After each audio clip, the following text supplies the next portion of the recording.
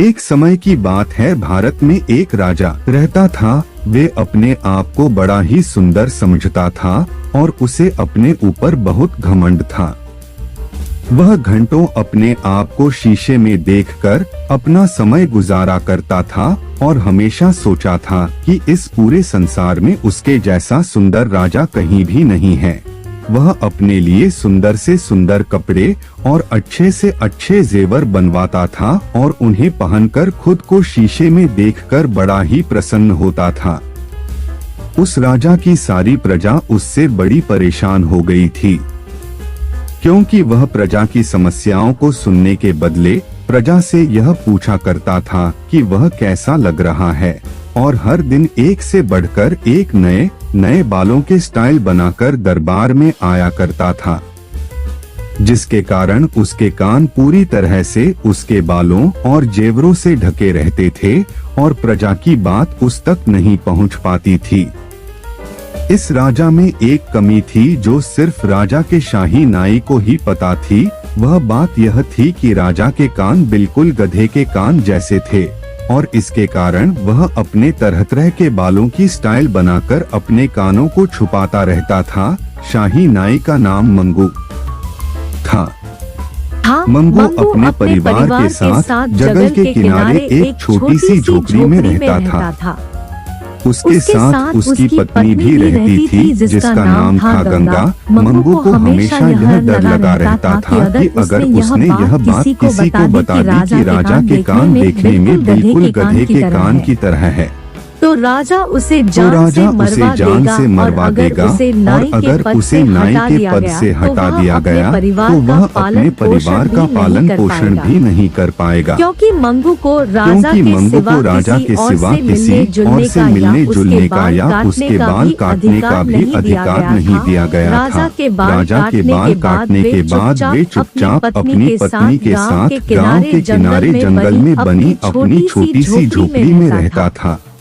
मंगू इस डर से कि कहीं उसके मुंह से यह बात निकल ना जाए राजा के कान गधे की तरह है।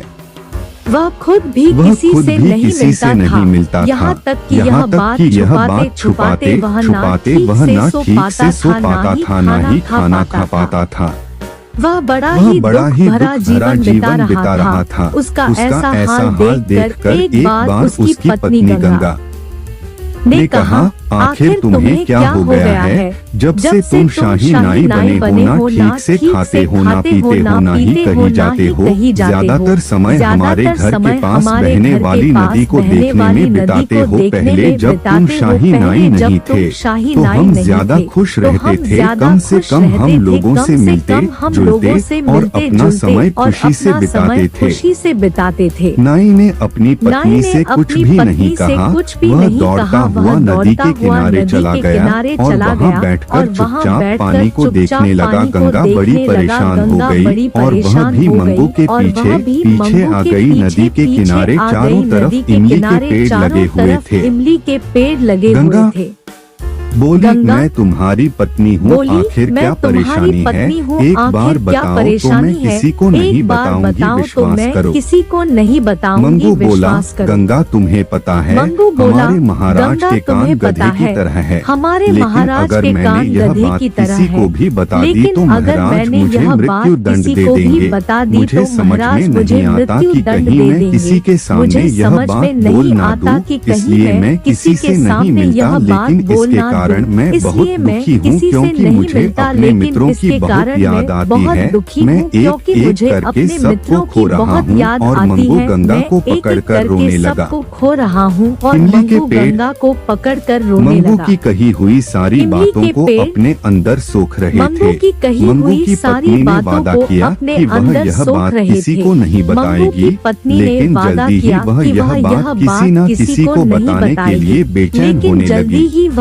बात किसी इसलिए ना एक किसी दिन को वह बताने इमली के के लिए पेड़ों के बेचैन पास होने गई लगी। और वहीं पर इसलिए चुपचाप एक धीरे दिन वह धीरे इमली पेड़ों के को पेड़ों गले के लगाकर पास कहने गई और लगी कि वहीं तुम्हें पर पता चुपचाप है राजा के धीरे-धीरे कान पेड़ों गधे को की गले तरह है लगाकर और कहने इस लगी कि तरह से तुम्हें यह पता बात है पेड़ों राजा के कान गधे की को तरह है। बताने के बाद और इस उसका तरह मन से यह शांत हो बात गया पेड़ों और वे अपने घर को वापस आ बताने के गई। बाद उसका मन कुछ शांत ही हो दिनों में गया और शाही वे उत्सव आ अपने गया घर वापस और आ ड्रम गए। बजाने वाले अपने कुछ ही अपने दिनों ड्रम में लेकर शाही महल के उत्सव आ चारों गया तरफ और खड़े ड्रम हो गए बजाने और वाले जोर जोर से अपने ड्रम ड्रम बजाने लेकर लगे। महल के लेकिन चारों यह तरफ क्या खड़े हुआ हो कि गए ड्रमों और जोर जोर से के ड्रम अंदर बजाने से लगे। एक ही लेकिन यह आवाज क्या हुआ आने कि लगी, ड्रमों राजा के कान गधे के अंदर से एक की ही तरह है, आवाज आने राजा लगी, के राजा कारण के गधे कान की तरह गधे है, राजा की के तरह कारण है, गधे की तरह राजा है। के कारण गधे की तरह है। राजा यह राजा के सुनकर कारण बहुत डर गधे गया की तरह है। और उसने तुरंत ही शाही राजा नाई यह को बुलाया। सुनकर बहुत डर मंगू गया और उसने ने तुरंत राजा ही को शाही सारी नाई को बात बुलाया। बताई और मंगू कहा कि उसने ने यह राजा बात को इमली के सारी पेड़ों बात सिवाय बताई किसी और को नहीं कहा कि कही। उसने यह बात इमली राजा के ने ड्रम पेड़ों सिवाय किसी को बजाने नहीं कही। वालों को बुलाया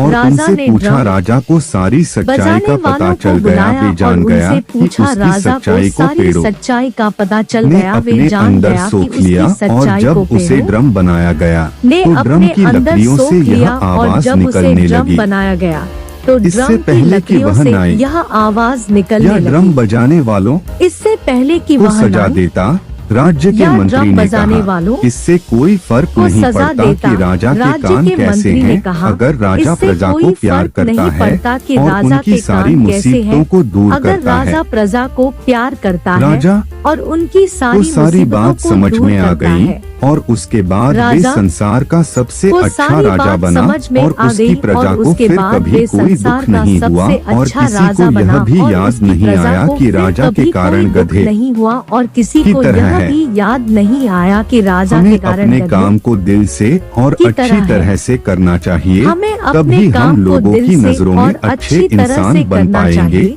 चाहे तभी हमने हम लोगों कितनी की भी नजरों खामियां में क्यों ना अच्छे हो। इंसान